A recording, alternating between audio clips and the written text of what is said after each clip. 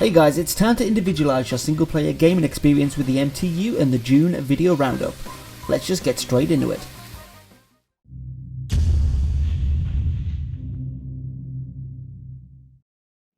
Now, simulator games can come in all sorts of forms, from the bizarre open world Goat Simulator to the frustratingly fun Project Hospital and even Microsoft Flight Simulator. But there's just something about Cooking Simulator that's drawn people in. And here's what I've got to say about it. Now, the goal of Cooking Simulator is pretty simple. As a chef in a kitchen, the player needs to make a variety of different dishes with degrees of complexity. This means chopping the vegetables, seasoning the dishes and cooking thoroughly, all to a strict time frame as hungry punters wait on their meals.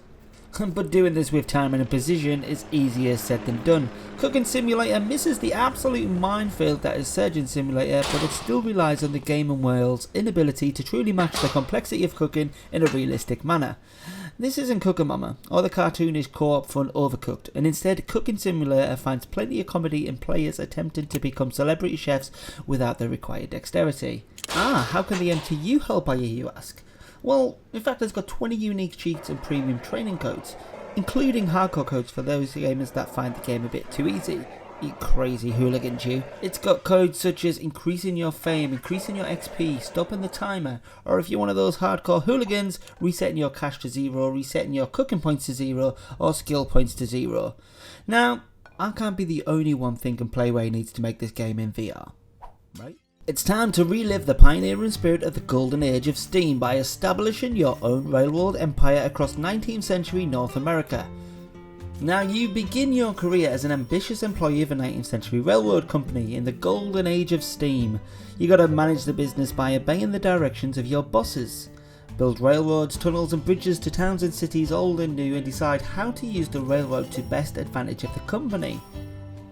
Now, if you excel at this, you will get the chance to set up your own railroad corporation, build up the local economy and earn your fortune in the new world.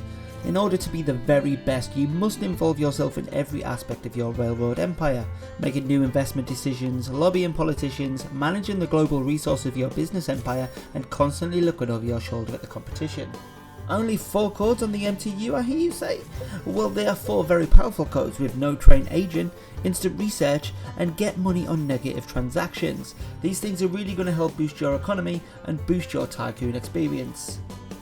Now, way back in late 2017, Spellforce 3 was an interesting blend of video game mechanics. Combining an RPG with an RTS is a really interesting idea. Unfortunately, I never got the chance to play the original game. That said, I was recently given the opportunity to check out Spellforce 3's standalone expansion Soul Harvest, as I am a fan of RPGs and RTS games. In Soul Harvest, 3 years have passed since the Purity Wars. You play as a disgraced general that has gone into exile. The Queen calls you to return to your homeland though, as things are not as peaceful as they appear.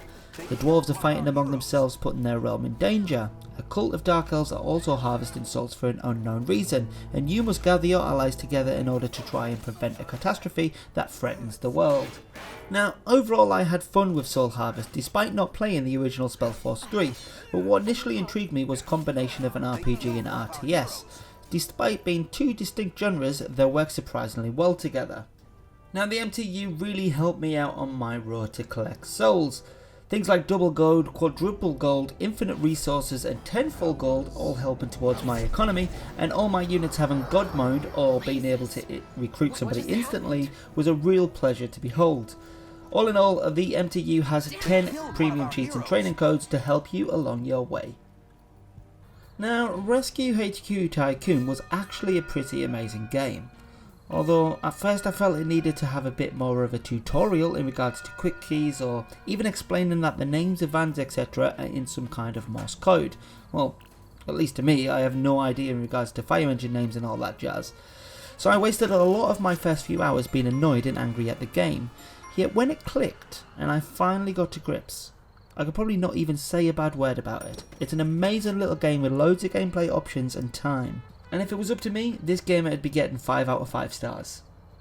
Now, when you meet the guy with a cute little double chin, aka the mayor, you're given the option to start on a normal difficulty session or go onto a hard game mode. I personally started off with normal until I managed to get to grips with how the game played and what I was actually doing. You're then told you need to make the emergency services set up. He tells you to just focus on one to begin with, but don't let this fool you. You've got to pre-plan your rooms to ensure you can expand them when you're rolling in the cash.